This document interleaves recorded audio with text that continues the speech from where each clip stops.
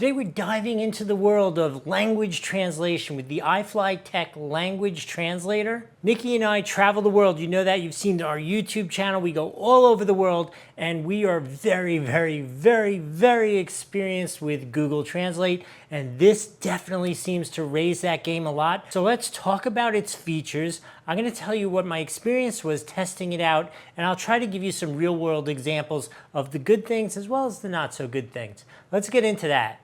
So I'm going to talk about the 3 most common questions I found on the internet, right? I think that will resolve most of your issues that you might have about this.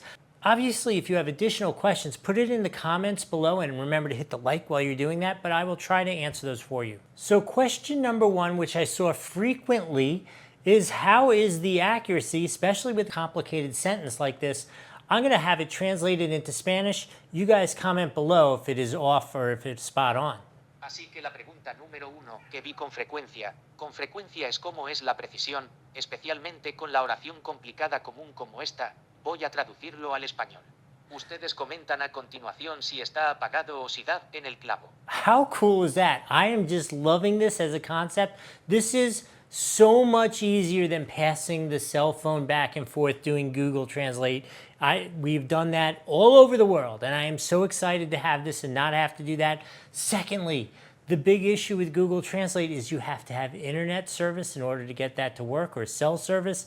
This just seems to magically work without any of those connections. I will tell you one of the interesting things I found, because I did test this out with a bunch of my friends, and I have a good friend who is Brazilian, who speaks Brazilian Portuguese, and the Portuguese that comes built into this, I think there's something like 200 language built in, but it's just that classical Portuguese. There was no like Brazilian dialect, so it definitely in terms of accuracy was off a little bit in it, but you know, it was understandable, but it definitely wasn't spot on for that Brazilian version of Portuguese. And that's something that I think is common with different dialects.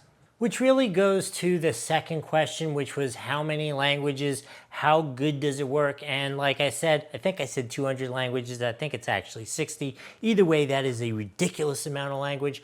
But the nice thing about it is you can get off the beaten path and use this, and it should be really great. As another example, Nikki just got back from the Netherlands, and it can speak in Dutch as well. Een ander voorbeeld. NIKI is net terug uit Nederland en kan ook Nederlands spreken. How cool is that? I just love it. The last function that I wanted to talk to you about was the photo translation, which again, you can kind of do with some cell phones and stuff, but then you're required to have the cell phone service or internet service to make it to work.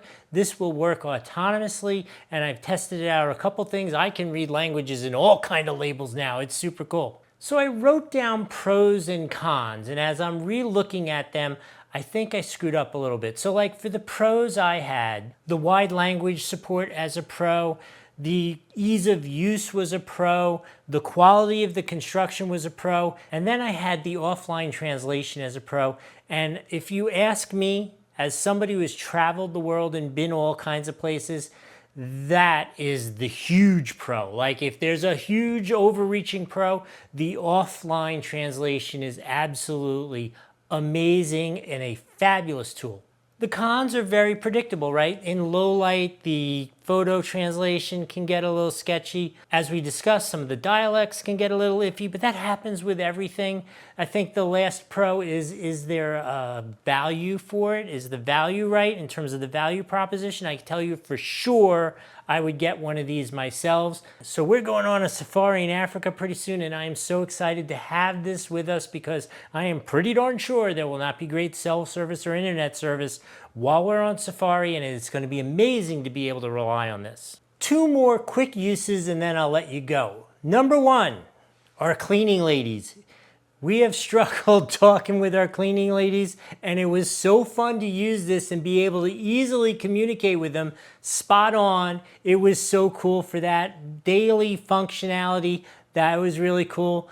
Tested it out with the gardeners as well. Can't normally really speak with the gardeners. I was able to talk to them with this. Obviously, we were just kind of playing, testing, but it was so cool. It worked spotlessly for that. So there is a use for everyday life as well as the exotic travel. So if you're looking for a translating device This one I can highly recommend. It is really awesome. Hope this was helpful. We'll see you next time.